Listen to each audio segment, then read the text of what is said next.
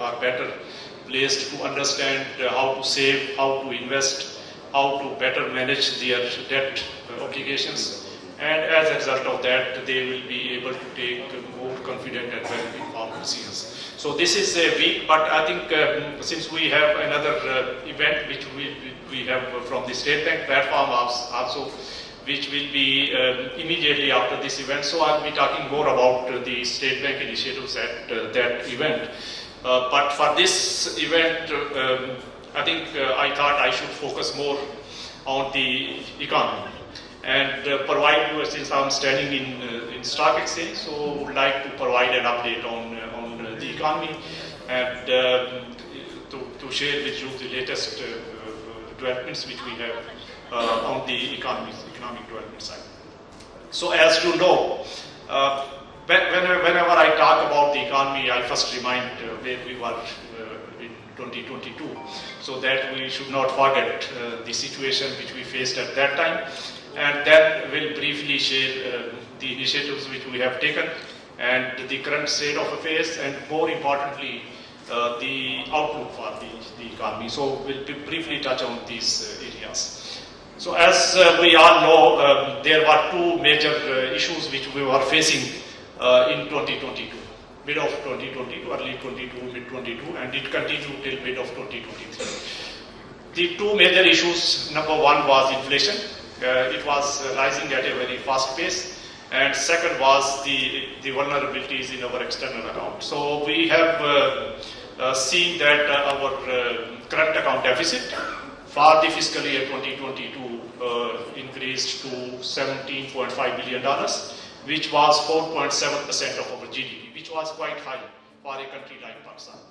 And also the inflation continued to increase throughout 22 and continued in 2023 also.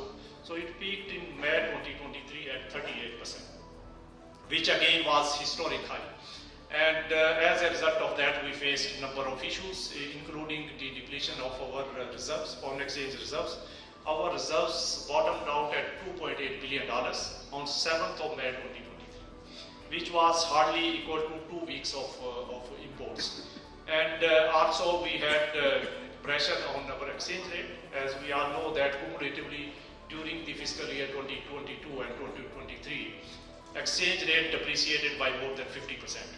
And this also resulted into a number of other issues within the that we had to take various tough measures, administrative as well as policy measures, and we all think as a result of these restrictions, and since the prior approval for opening of LCs was required from State Bank, we had something like more than 11,000 applications. This is very important point from the statistics perspective, that there were accumulation of was not in line with the expectations. So I can share with you from the State Bank side that will be 0.7%. So it was exactly what we presented to the Monetary Policy Committee. So that's the reason PhD is working within this institution, and we are the only institution in the country which has such a large number of PhDs.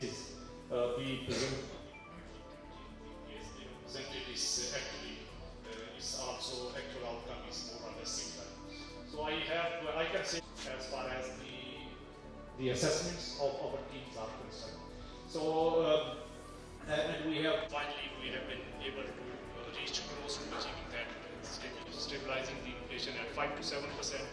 Nobody was believing us, but over a period of time, we have, in coordination with other stakeholders, have taken measures, and Alhamdulillah, we will be achieving this.